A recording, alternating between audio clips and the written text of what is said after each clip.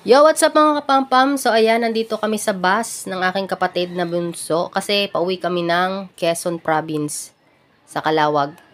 So at ito lang yung aming dadaanan, no. Ganyan lang naman sa probinsya, 'di ba? So mararamdaman mo talaga na sariwa ang hangin dito. So mga ilang oras lang makakarating na kami ng Calawag, 5 to 6 hours from Laguna. At yan na nga, nakababa na kami ng bus. So aantayin naman namin yung sasakyan namin na jeep.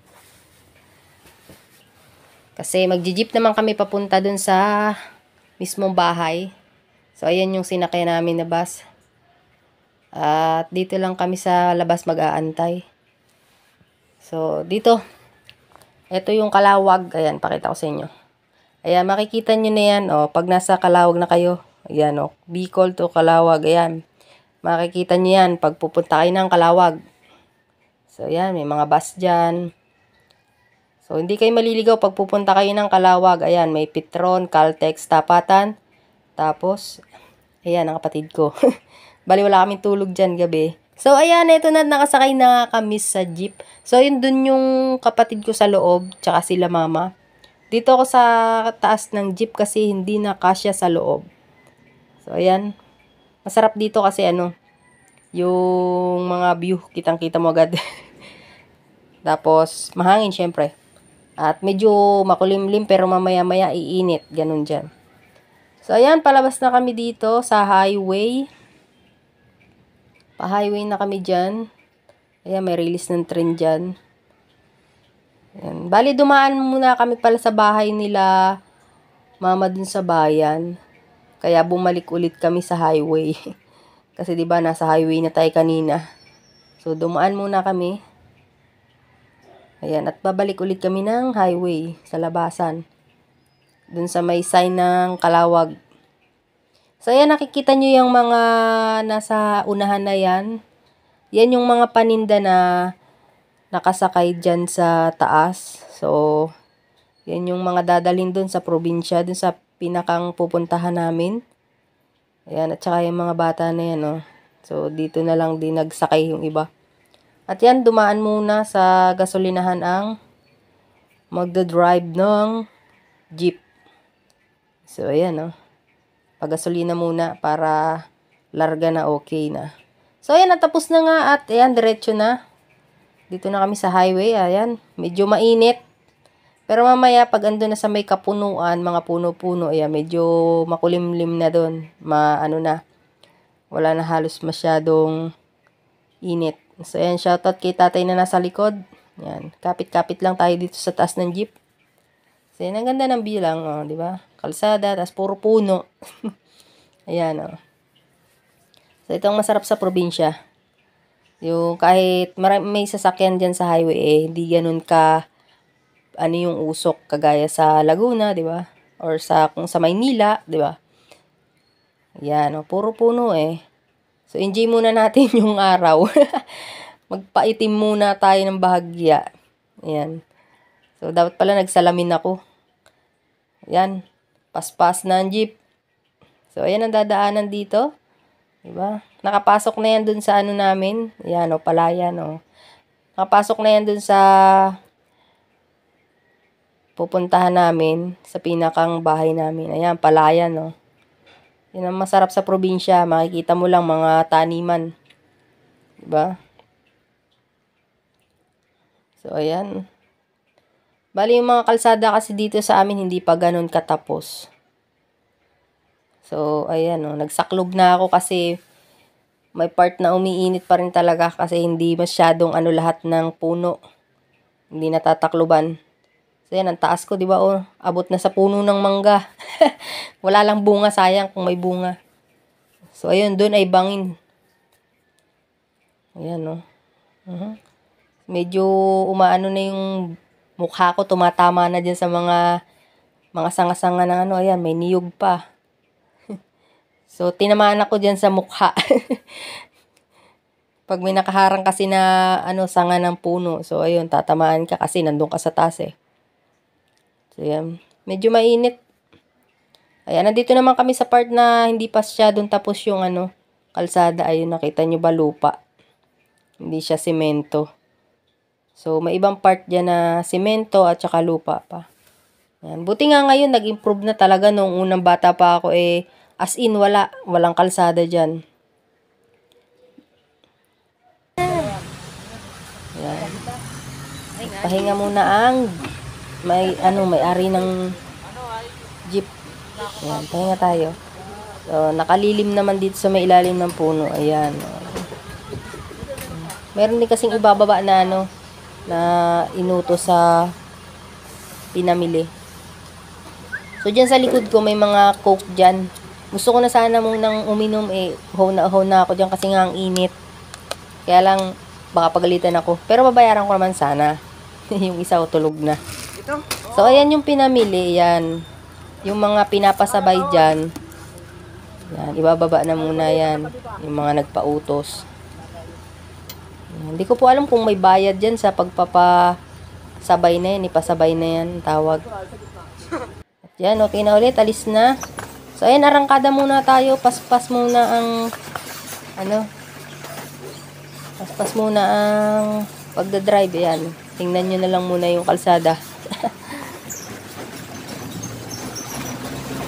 So, sa probinsya nyo ba, ganyan din? Pag umuwi kayo, nasakay kayo sa jeep. At naranasan nyo din ba na sumakay sa ibabaw ng jeep? So, ako, first time ko lang talaga na sumakay dyan sa ibabaw ng jeep. Kasi dun sa amin dati, wala naman talagang nagbabiyahe ng jeep kasi puro bangka. Like sa father ko dati na nagdadrive siya talaga ng mga bangka.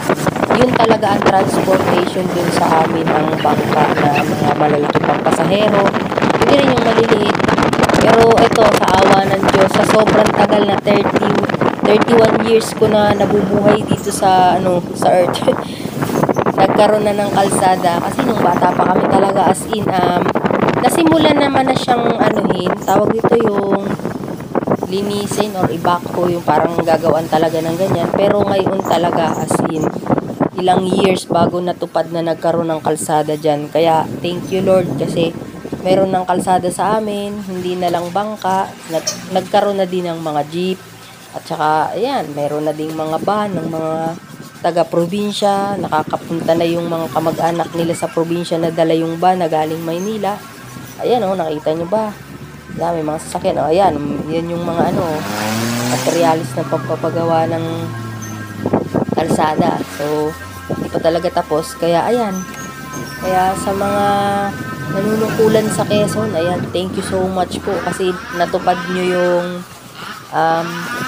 pagpapabilis ng transportation sa Calawag dyan sa Quezon. So, ayan. Ayan, nakikita nyo yung mga yan. Yung pasahero dyan sa likod ko, ayan, medyo nahihiya sila Ayan, dito naman sa part na to, ayan, napakaraming niyog. Tapos, hindi pa sa kalsada. Ayan. Mangilan-ngilan pa. So, okay lang na kahit papaano hindi pa siya ganun katapos. At least may nasimulan, di ba? So, ayan, so ganun, napakasarap lang ng hapi ng hangin bagay ganito yung dadaanan mo. Puro puno. Feel na feel ko talaga dyan yung hangin. Nilalanghap. Yung parang mo, lulunukin mo talaga yung hangin. Yeah? Hindi ka i-inhale yung hangin. Diba? Inhale, exhale.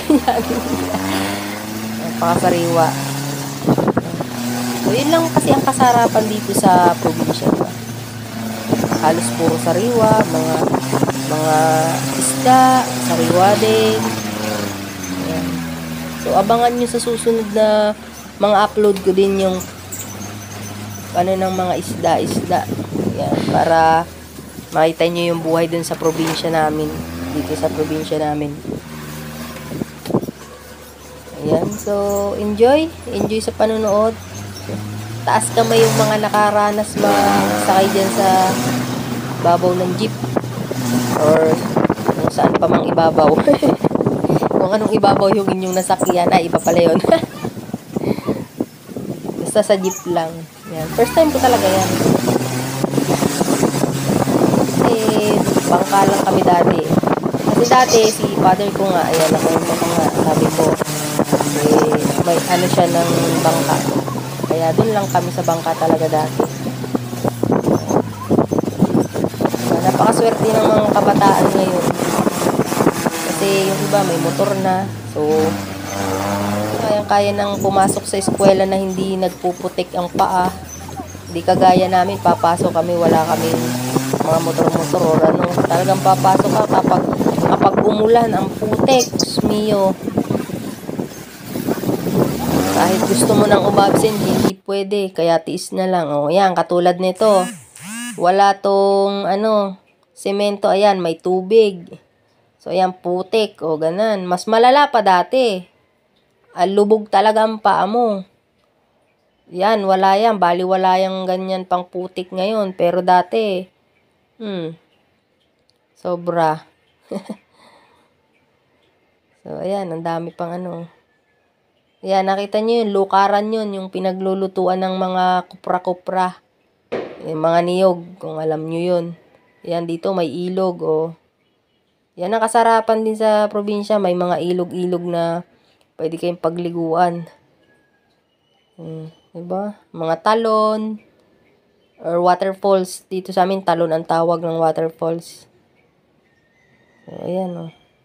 Ayan, bangin. May mababaw naman. So, ayan. Sana nag-enjoy kayo at malapit naman na ako. Malapit na kami dun sa aming destination. Destination ng aming lugar or barangay. Sunod-sunod kasi madaming barangay. So, ayan, hindi ko na naipakita na bumaba ng jeep. Ayan, ito yung aming dadaanan papasok dun sa papuntang mismong bahay. Ayan, mga kabahayan na yan. Tapos, yung maliit na daan. Pathway ang tawag sa amin. Yung maliit na daan. Ayan, si mother. So, ayan, ganito dito sa aming probinsya. Ayan, makikita ninyo. Ayan, another tulay na naman. Ayan, puro mga kahoy, kawayan, tulay. Ayan, papasok dun sa pupuntahan namin sa pinakang bahay. Ayan, ito si mother yan, kasama namin. So, ayan, makikita nyo mga kapampam. Ayan, may mga nakasabit. Ayan, kulambo po yan. Ginagamit sa panghuhuli ng isda. Ayan. Tapos dito sa unahan na ay, ayan, maraming bangka. Ayan, o. Ayan, may dagat na. Ayan, dito sa amin, yan. Puro bangka. Ayan, makikita. Kasi kabuhayan dito ay pangingisda. Ayan, may sumalubong pang aso. Mabait naman yan. Sa may-ari niyan sa kaklase ko. Ayan. So, ayan, hanggang dito na lang mga kapampam. Sa susunod na lang ulit, pakita ko yung tinitirhan namin.